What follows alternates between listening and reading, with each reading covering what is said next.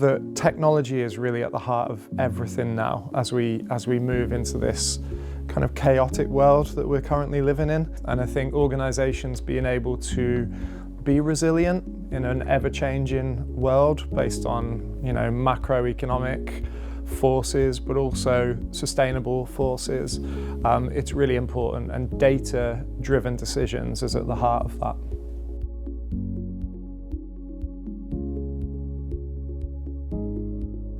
To succeed in a tech-enabled world in FM, it comes down to your data and owning that data from the whole life cycle of the data. And I think FM historically struggles with that. We have data in all kinds of silos that don't necessarily talk to each other. So the ability to manage that data from the whole life cycle of its production to its output is really, really essential.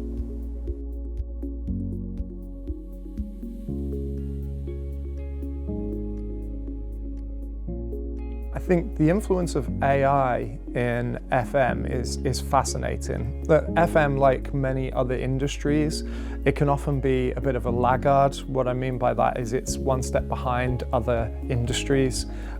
Typically, your blue chip companies will set the pace with new innovations and the adoption of AI, for example. And FM and the wider built environment industries are often a little bit behind. However, I think in terms of AI adoption, it's refreshing to see how FM professionals are applying it.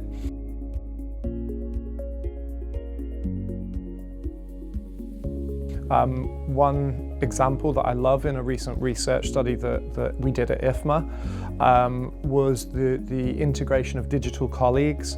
So we're now seeing, for example, in perhaps some of the larger real estate organizations, the integration in organizational charts of not just human beings, but AI agents as well. And I think this is really an exciting prospect of how we combine human and digital intelligence as we move forward.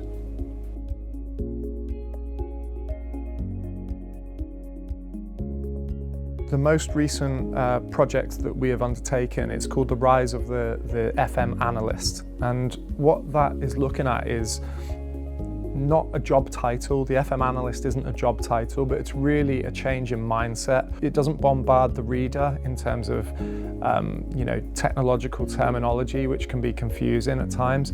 It really just sets out simple traits that are needed in this data-driven world that we now live in.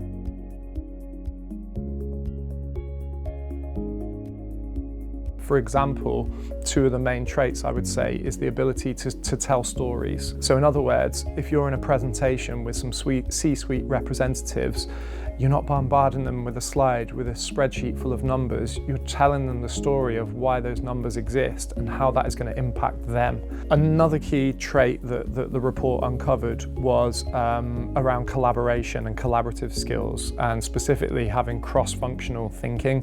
So that's the ability for FMs to collaborate with key organizational departments like finance, like HR, like IT. I think as facility management as a profession evolves, it's really thinking more about business sustainability and how sustainability can be achieved through circular practices. FM can no longer work as a standalone department. One thing I'm really passionate about, and the research that IFMA has produced over the last 12 to 18 months, is around the role of the circular economy in facility management.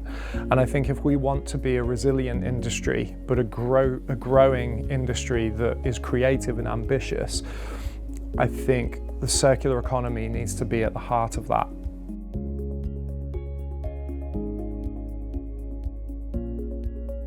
Really important bit of advice would be to never stop learning and really look at the skills of not just yourself as a leader, but also the skills and the traits of your FM teams, and think how that is aligning to these industry demands that we've talked about.